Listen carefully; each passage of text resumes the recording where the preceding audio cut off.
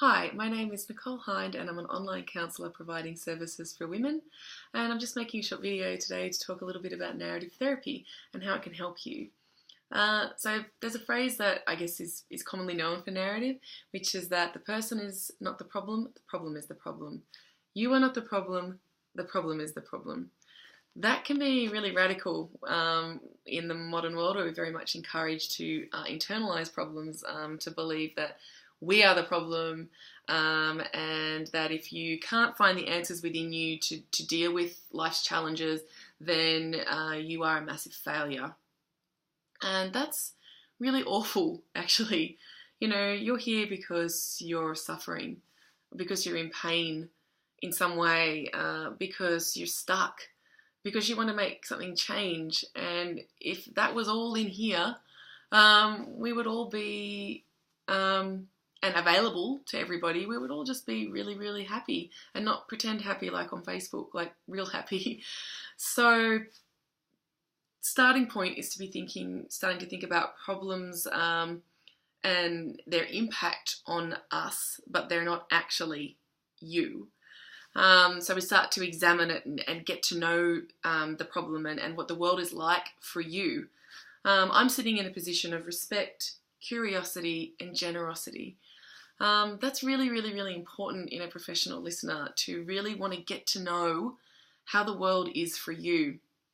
Narrative therapy is a social justice model of counselling, which basically means that there's a strong acknowledgement that the world is not the same for everybody, and we don't all have the same access to everything.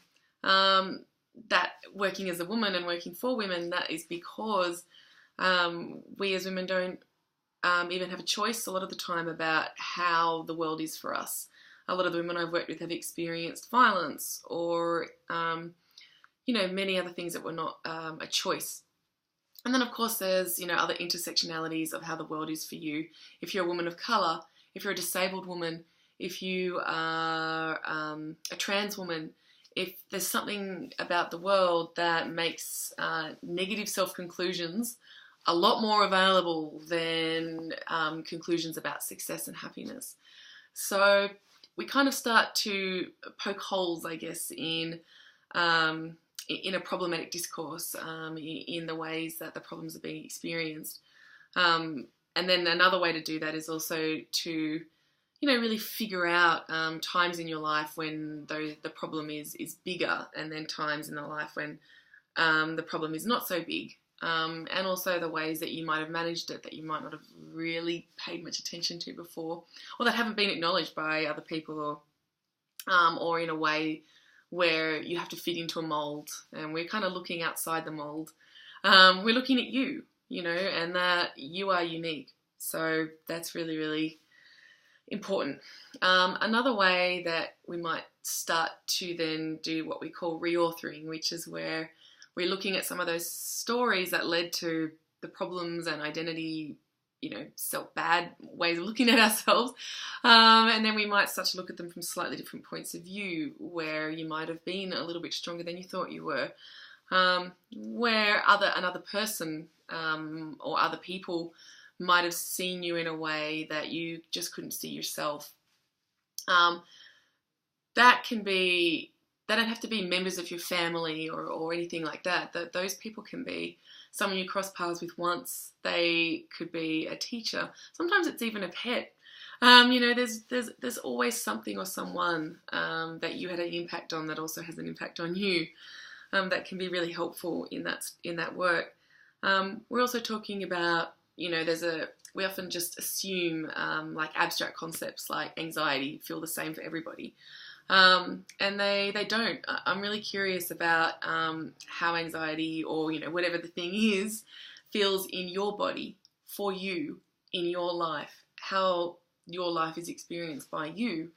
There's no assumptions. Curiosity is about really investigating, and that is difficult sometimes, but also it can be really empowering, because the more that this isn't about who you are and more about something that we're going to work with, then we can kind of do that together. I'm not investigating to try and assess you or diagnose you.